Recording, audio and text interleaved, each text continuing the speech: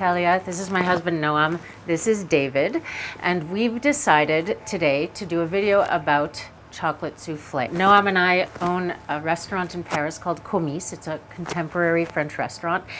And souffle is our signature dessert. We've been open for 7 years. Souffle has always been on the menu. It's our signature chocolate souffle with homemade vanilla ice cream. And there are a lot of questions that accompany the souffle as a dessert. People want to know how it's made, how long it takes to cook.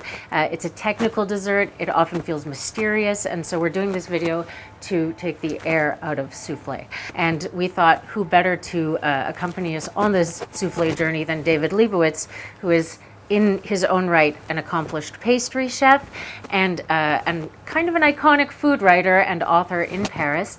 And so he's going to take it from here with Noam to show all the steps of how this chocolate souffle is made. So we use these beautiful Mauviel copper molds. So are you buttering them with salted or unsalted butter? This is unsalted butter. This is sweet butter. Italia said at the beginning, a little earlier, that you were a contemporary French restaurant. However, soufflés are not contemporary. I guess they're just timeless. They're here forever, and they're not dessert trends come and go. But would you say that these are the most popular dessert here? I've actually been making this dessert for 20 years. It's the very first thing I ever did in the kitchen. Ever? Yes. Okay, well, I'm going to tell you, the first thing I ever baked was a chocolate souffle when I was about 11 years old. Really? Yeah. Wow. My mother left us alone. We weren't, not in a bad way. It was an accidental souffle? It was the first time we didn't have babysitters, and I opened one of my mother's cookbooks and I saw chocolate souffle. And we had all the ingredients: chocolate, butter, sugar, eggs. And I used a Pyrex measuring cup and I made a chocolate. So you and I share that in common. Where did you work when you made soufflés? I started in Montreal. It was actually in a French-Japanese restaurant. Okay. And they had soufflés on the menu, and it was one of the things that made me fall in love with cooking. I thought it was the most incredible thing. Okay, so it's deux fois beurre doux. Exactly. Beurre doux deux fois. Deux fois. Beurre doux deux fois. This is an amazing copper bowl. Where did you get this? This is also Mauviel. Can I touch it? I'm afraid to, the inside, outside. Okay, because you said not to touch you're getting a little nervous seeing me touch it, but I have to show it to everybody. It's beautiful. Love this bowl. These are made in Normandy, still made in France. Yeah, the biggest piece of advice I could give anyone making souffle is to do it by hand. Okay. We've been doing it by hand for years, and I've tried it a couple times in the machine, and I have to say, there's no comparison. What's the difference? The meringue that you get by hand in the copper bowl, and it's really important to use one of these balloon whisks. This is also something really special, which I love, these egg white whisks. I'm really into... I didn't know there was an egg white. I learned 3 things. We got to keep a scorecard here. It's long, and it's round, and you get the most perfect meringue out of it. They don't really know why whites beat better in copper. Some people say it's the hitting of the copper releases some sort of chemical, like natural, of course. Well, I have a theory about that. So, I've done this maybe 1,000 times, at least. My theory is it's all about temperature. So what we like to do is we temper the egg whites. And what does that mean? So you want to prep your egg whites, and then you want to take them out of the fridge like maybe an hour, 2 hours before you make your soufflés. Okay. And that's going to help you to beat them more nicely, beat them more evenly. It's like one of those little astuces for making meringues is to temper your egg whites. And you actually, with some things, you want to even use older egg whites that kind of are broken down. Yeah. Like if you've beaten egg whites by hand, you know that when they're cold, they're much harder to beat. Yes. And when they're tempered, they're easier to beat. And what that means is you end up getting a more kind of even meringue. Yeah, we use whole eggs, so we separate the eggs and we use the yolks to make ice cream. Okay. We actually make vanilla ice cream to go with our souffle that we're gonna be tasting here also. So I'm gonna show you how to beat the whites, but the first thing we're gonna do is we're gonna make a ganache. So it's interesting that you use a ganache base for your souffle, because usually people use pastry cream or chocolate and egg yolks. Yeah. That's something that's different about our souffle because it's not pastry cream based. And obviously because it's not, like a cheese souffle, it's a much lighter kind of souffle. It sounds funny to say a lighter souffle when you're talking about chocolate, because traditionally, chocolate souffle is rich and dense and delicious. Yeah. And yours is rich and dense and delicious. But I think desserts today, it's all about finding balance. And this is a way to kind of find balance between sort of rich and creamy and chocolate, but without going overboard like the old pastry cream style of soufflés. That's my... They call that in French modération. And yet, I noticed when you poured this cream in, this is crème fraîche, no? Yes. Oui. So we've got butter, cream, and vanilla. Okay. And what we're going to do is we're going to boil the cream. And then as soon as it comes to a boil, like a kind of a very light boil, we're going to add our chocolate and let our chocolate sit in there. You were about to pour this in, and I looked in there, and you have different kinds of chocolate. Yes. There are 2 different kinds of chocolate. There's a whole bunch of different Can I stick kinds. my hand? Yes. It's all from Ecuador. Okay. And what I wanted to do is kind of get a very sort of as much complexity in the chocolate flavor as possible. How long did it take you to come up with this? This is a few years of work. Okay. Are you okay? You must need a vacation. No. Well, you have children and you're running a restaurant and you live in France. So those are 3 things that are basically full-time jobs. But 100% chocolate is kind of difficult to find in France. People don't use it. In America, we use it to make brownies. It smells really good. So my cream is just starting to boil. I'm going to add my chocolate to it. So now I'm going to leave my chocolate in the cream while I beat the egg whites. Why aren't you stirring it now? Because if I start stirring it now, I'm not going to get a nice emulsion. The chocolate needs to be tempered also. So this is cassonade. Ah, okay. Sugar. Brown sugar. Natural Yeah. cane sugar. I just thought, you know, making this chocolate souffle, I thought to myself, you know, why use white sugar? Isn't brown sugar kind of a more natural combination? So first thing, we're going to kind of like break down the eggs a little bit, right? Okay. And this sugar actually tastes good. Yeah. You know, a lot of people think sugar is just to sweeten things, but this French cassonade sugar, it's cane sugar. You buy it usually at the natural food store, actually. That's where I usually get mine. So what we're going to do is we're going to kind of rain it in here, right? Okay. We kind of liquefied our eggs. Okay. I love this. I need one of those. You don't have one of those? David, we got to get you set up. I know, I don't have this kind of chocolate ganache. I don't have the right whisk. I don't have anything.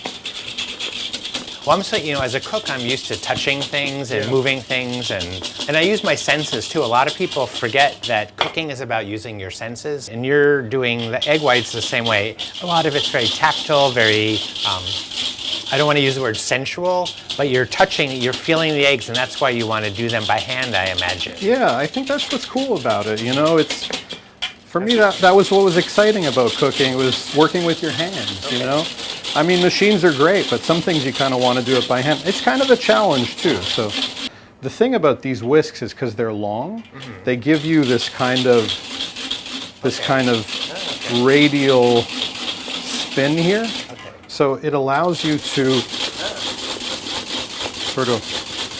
For people watching, this is really important because you're actually getting air into it. Some people go back and forth, Yeah. I've seen, and there is that figure 8 that people do, but this is the best way to incorporate air into the egg whites. Well, I think it's also the value of this big bowl, right? Is I'm almost scraping the bowl with the whisk. Yeah, but I go about 3 times faster. I'm really fast at this. Yeah? Yeah. Like I would have had the soufflés in the oven by the time you, yeah, okay. So this is a beautiful foam. So we're almost there, right? But we're not quite there. Okay, because Julia Child, she used to say, turn the bowl over, and that's when the egg whites are done. Yes, and I do that to test it, and They're done. I would stop here, but they would fall out. If you turned this bowl over, they'd fall out, which is good, I think. I'm going to whip them just a tiny bit more because I'm going to work the batter quite a bit. Okay. And as I work the batter, some of the air is going to come out of the batter. They're beautiful. Thank you. I'm gonna go home and whip some. Actually, I'm gonna go buy an egg white whisk. I have about 20 whisks, but I don't have one for egg whites. Well, it's also called a balloon whisk. Oh. Yeah. I have like 6 of those. Okay. We're going to mount our ganache. With the ganache whisk. Exactly. Okay. Do you have a ganache whisk? I don't. Oh, come on. Okay. So we're gonna mount our ganache and temper the What? ganache with the egg white at the same time. Okay, mind blown. Okay. Okay, so we're going to add a little bit of egg white because we want our ganache to be similar to our meringue. Every pastry chef watching this is flipping out. So what I used to do is mount the ganache directly, Okay. and then I would add the egg white to temper the ganache, and then add the ganache back to the meringue. Okay. But what I do now, what I've been doing for a few years, is I add the egg whites right away, and I mount the ganache. Can I touch this? Sure. It's pretty hot, so it's not melting the egg whites. No, not cooking the egg whites, no. So I thought when you invited me into your kitchen to make a souffle, you're gonna melt some chocolate, fold some whites into it, and put it in the oven. And in fact, I'm getting an amazing education. Great. You're never too old to learn stuff. Like I've been making souffles for years, and I learned about, at last count, 7 or 8 things just today from you. And a pitcher is a great tool in the kitchen also for lots of different things. We use it to fill our souffle molds, and we do it on a scale so that we put exactly the same amount in each one. And what you want to do is kind of pour it right in the middle. Your mixture is really liquidy. Yeah. When I make these, it's like lofty already. And of course, you don't have to do this on a scale. If you're at home, you could do this visually. What we do is we tap them. We tap them so that the top is nice and flat. Okay. Don't let it go up the sides. Make sure there's that nice buttered rim around the top of it. Yours are flatter. You gotta tap them a little harder. Well, you told me not to get the sides. You gotta hold it tight with this hand and tap hard with the other hand. That's why I don't work in restaurants, because there's crazy people. I bet you miss it a little bit too. I do. It's fun. So we love these American quarter sheet pans. Those are the best. This is like such a kind of all-around great tool. So we cook on these, right? We cook on a silpat, and what that does is it diffuses the heat a little bit underneath. Oh, okay. That's it. The biggest thing you want is a convection oven. If you can use an oven with a fan, that's ideal. And what temperature do you cook these at?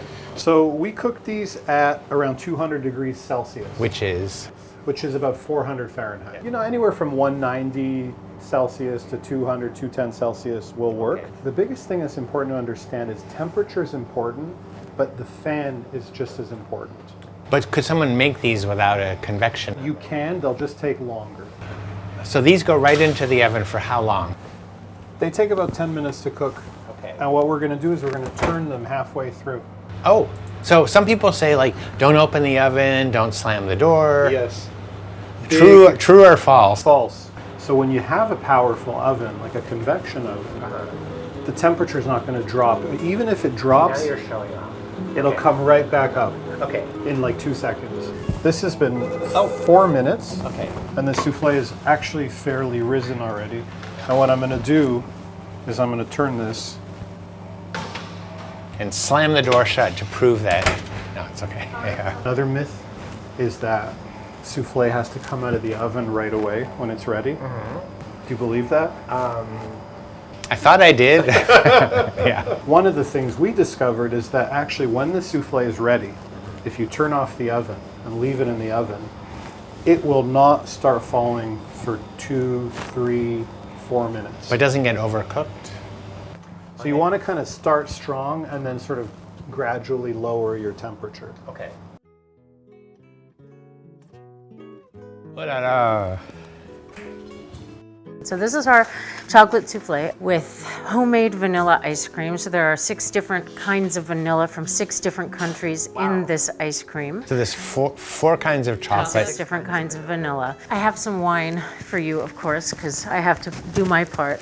So this is a Coteau du Lion. So everybody thinks, chocolate needs port or something port-like, And the wine has this gorgeous concentration and then this light freshness. Plays with the chocolate a little bit like an orangette, Wow. Those candies that have like confit citrus in them. It's like golden sunshine Yeah. grapes. Like Yeah. it's like yellow. Yeah. And people have this thing, they're like, I don't like sweet wine. But But it's sweet balanced. wines are, it's balanced. It's a little acidic. Yeah, and then with the intensity of the flavor of the vanilla, you'll see, you have to taste it. The ice cream's delicious. Often people ask us what flavor it is after I've explicitly explained that it's vanilla because they can't believe that it's vanilla ice cream, because they can't believe that vanilla can taste like that. Well, I also believe that the cream you use here is that people don't realize cream is a flavor. Sure. It's like olive oil. It's Or not like ju- sugar. Yeah. Yeah, everything's a flavor. It's delicious. I'm eating the whole thing. To you both on this beautiful restaurant experience. Thank you, David. And it's great coming to eat here. And this was great to learn. I loved learning so much from you about making soufflés. I thought I knew everything, and I don't. And your texture is different from mine, because mine is much, yours is finer. It's more like a mousse. Well, I think it's also interesting that you both have cooked in many different countries and cultures, and you're not You seem to have taken the best of all these cultures and landed here in France. The whole way of life and the culture around food and dining, it's just different here. That was why we came here and why we stayed here, because the way that the meal and the gastronomic experience is valued here is not like anywhere else. You know, you said this is like a contemporary French restaurant, which it is. Like, what is French food nowadays? It's this, but it's your take on it. And you're bringing all these cultures and experiences and creating your own thing. And I think that's really special.